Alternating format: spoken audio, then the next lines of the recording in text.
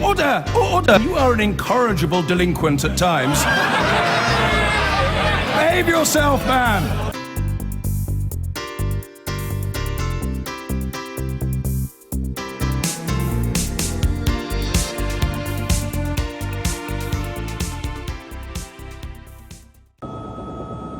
We are living through an important moment in our country's history. We face a time of great national change.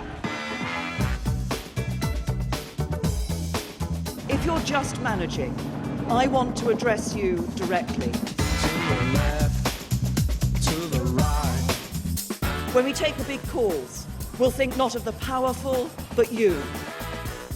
We'll listen not to the mighty, but to you. We'll prioritise not the wealthy, but you. We won't entrench the advantages of the fortunate few.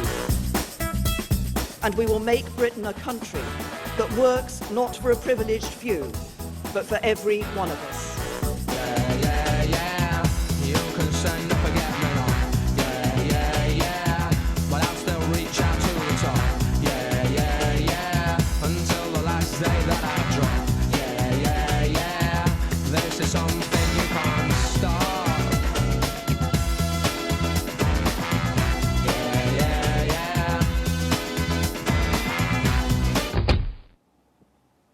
Hello. There was a changing of the guard at Buckingham Palace today. The man who won an election a year ago met the Queen this afternoon, his last audience as Prime Minister.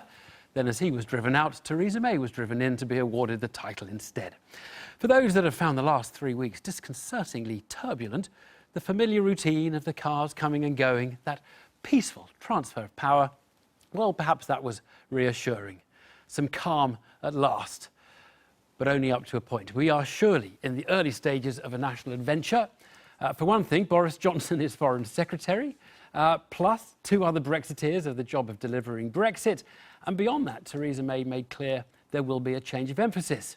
So to kick us off, I'm here with Newsnight's own cabinet, our policy editor Chris Cook, diplomatic editor Mark Urban, business editor Helen Thomas, and political editor Nick Watt. And let's start with those new appointments, Nick. And I mean, what a shuffle, reshuffle, a shuffle, in fact. Yes, well, if Margaret Thatcher was not for turning, Theresa May was not for waiting. Within an hour of arriving in Downing Street, she'd appointed the top tier of her cabinet with 2 big messages.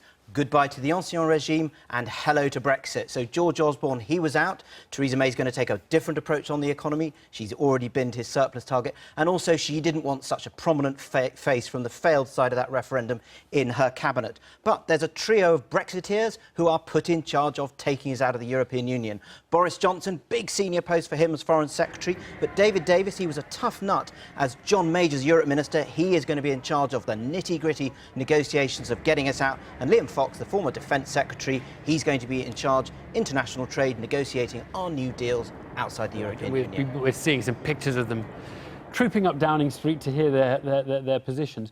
Right, so we've seen those 3 Brexiteers, but that's 3 men and all Brexiteers. There was some balance in the cabinet as well. Yes, another key theme that Theresa May wants to get across is unity. So you saw 2 big posts for 2 Remainers.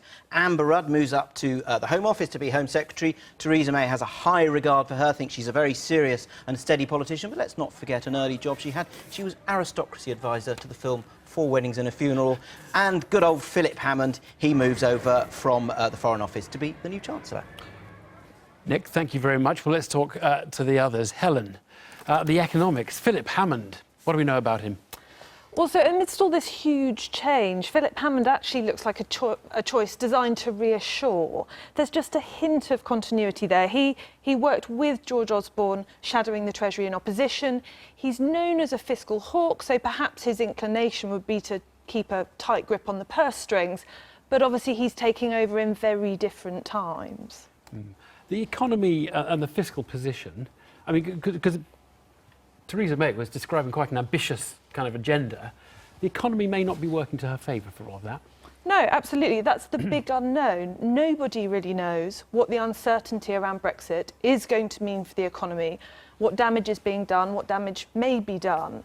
And Philip Hammond has this balancing act. On the one hand, he's got a weakening economy, which is going to make his task even harder. On the other hand, he's got a new boss who's talking about a little bit more spending, a little bit less austerity.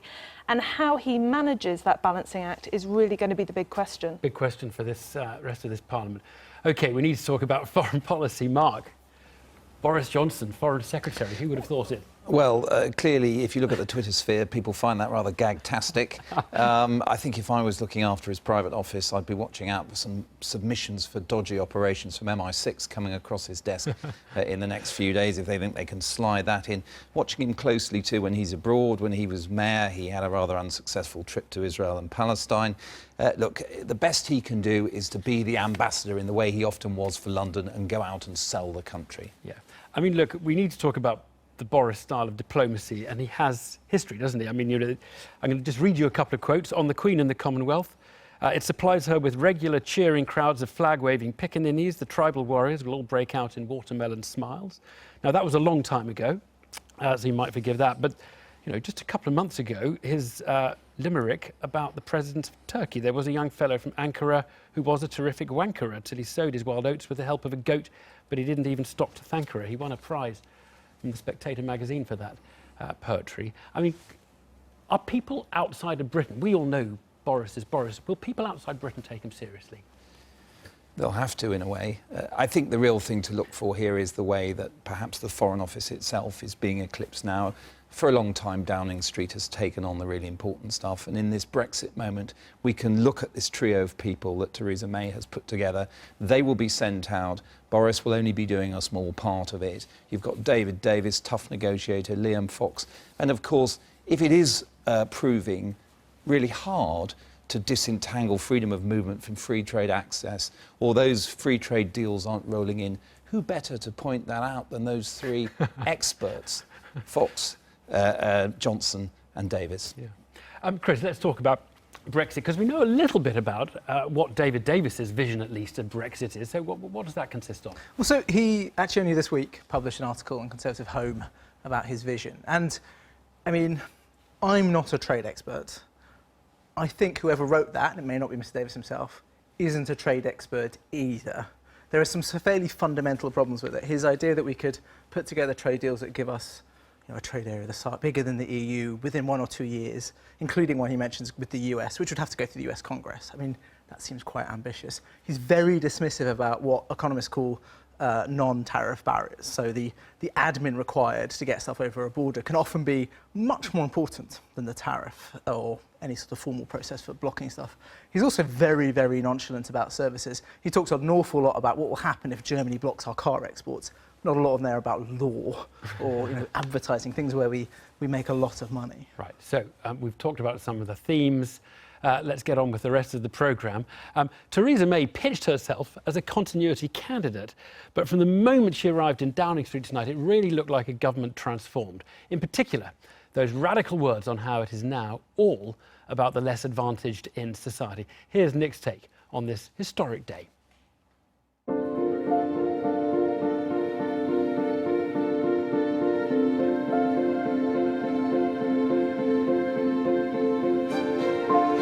Her Majesty is well versed in the rituals of the transfer of power in her kingdom. After 7 decades on the throne.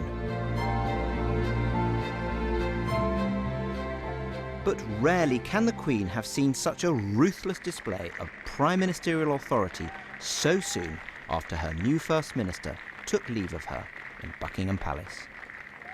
We believe in a union not just between the nations of the United Kingdom, but between all of our citizens, every one of us, whoever we are and wherever we're from. That means fighting against the burning injustice that if you're born poor, you will die on average 9 years earlier than others.